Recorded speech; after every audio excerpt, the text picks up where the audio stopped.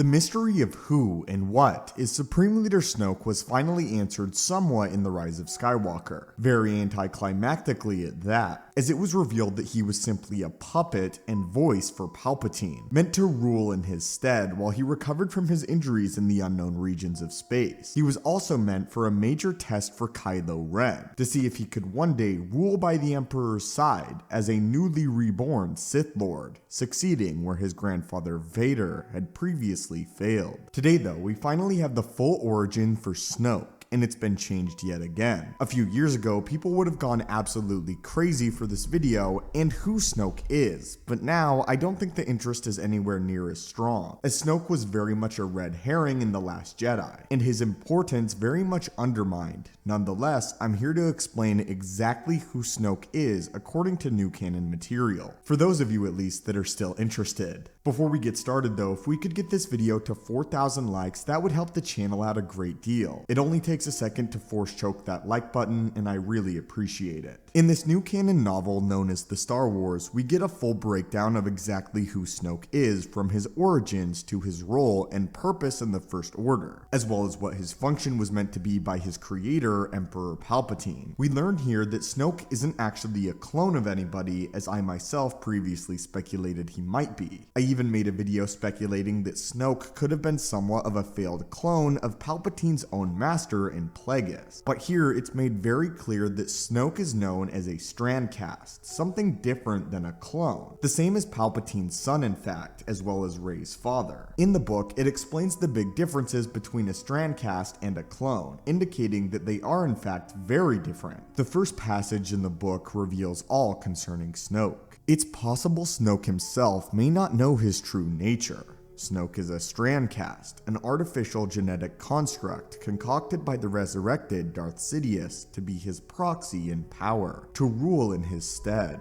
Snoke has free will, but his actions and goals are still orchestrated by Sidious. Snoke senses the coming of Rey and perceives it as an awakening in the Force. He is disappointed by First Order leader Kylo Ren's inability to stop her. He goads Ren all to push the darkness in him. Snoke, who is ordinarily extremely cognizant of Ren's thoughts and motives, doesn't foresee that Ren will outmaneuver and kill him. We learn a lot about Supreme Leader Snoke here that we didn't know before. Snoke is actually his own character capable of independent thought. However, his role within the Sith and his ultimate goal and motivations have been instilled with him within his Strandcast tank, where his literal purpose and function has been instilled in him against his will. While he can now operate freely, it is clear that his motives will not change. The goal of running the First Order while Palpatine heals in the unknown regions is the reason for which he was born, to covet power, while the true mastermind of the Sith heals in the darkness. The next passage reveals this. For much of its history, the First Order lurks in the shadowy edges of the unknown regions. Its leader is a towering humanoid with a broken build, a scarred being known only as Snoke.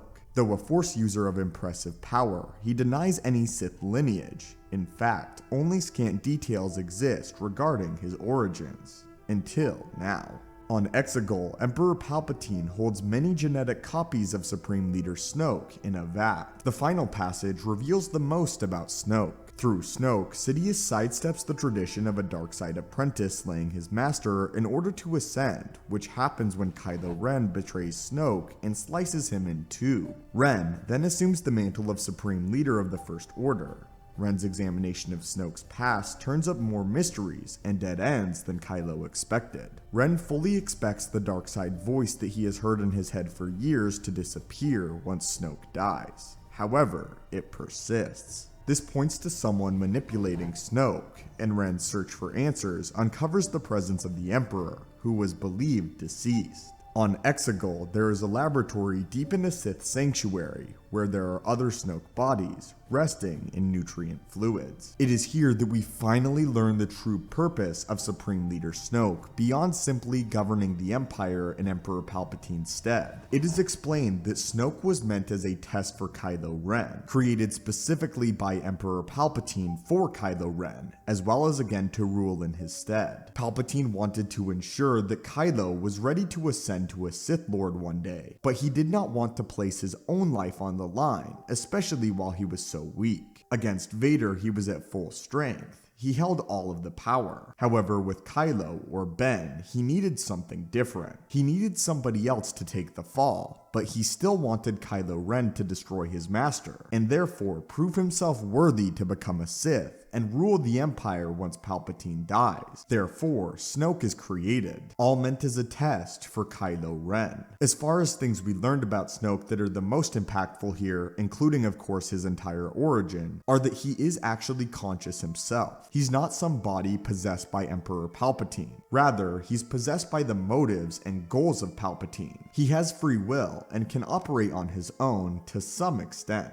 And again, officially, he's known as a Strandcast, an artificial construction by Palpatine. But that, my friends, finally, is the full origin of Supreme Leader Snoke according to a canon Star Wars novel. A question that we've all wanted for years, since The Force Awakens, in fact, finally answered quite anticlimactically, I may add. As always, though, I would love to hear your genuine thoughts about Supreme Leader Snoke and his true origins. How do you feel about Snoke being a Strandcast, with his true purpose being simply a pawn for Emperor Palpatine, as well as a giant test for Kylo Ren? Are you satisfied with this origin, or would you have liked to see something different? Again, if we could get this video to 4,000 likes, that would be really appreciated. As always, my friends, may the Force be with you, and have a great day.